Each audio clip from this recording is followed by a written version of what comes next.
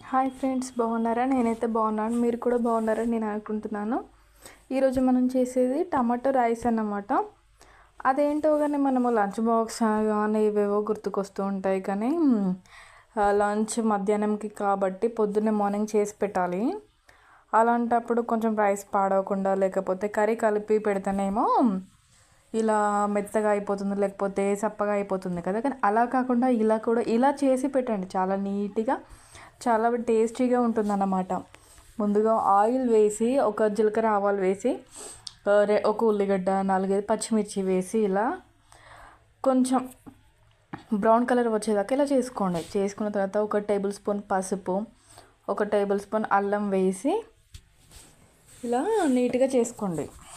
చేసిన తర్వాత lunch box అనగానే మనకు అసలు ఏం చేయాలో అర్థం కాదు. అలాంటప్పుడు ఇలా రైసెస్ చేశారంటే చాలా ఈజీ ప్రాసెస్ అయిపోతుంది, మళ్ళీ తర్వాత టేస్టీగా కూడా ఉంటుంది.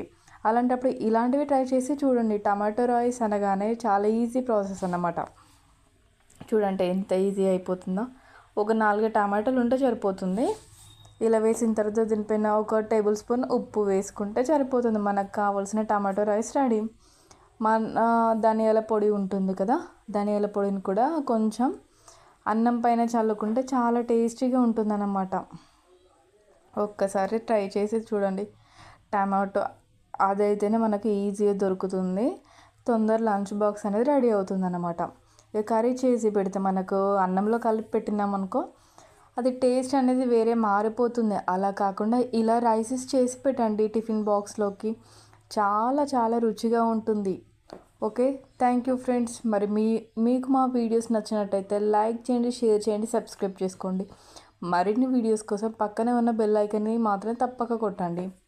Thank you for watching. మీరు కూడా లంచ్ బాక్స్లు రెడీ చేస్తారు కదా మీ హస్బెండ్కి లేక మీ పిల్లలకి. మీరు ఏమేమి రెడీ చేసి పెడతారో ఒకసారి కామెంట్ బాక్స్లో కామెంట్ చేయండి. ఒకవేళ ఇంకా ఏమైనా ప్రిపేర్ చేయాలి అని చెప్పారనుకో, అవి నేను రెడీ చేసి పెడతాను. Thank you for watching.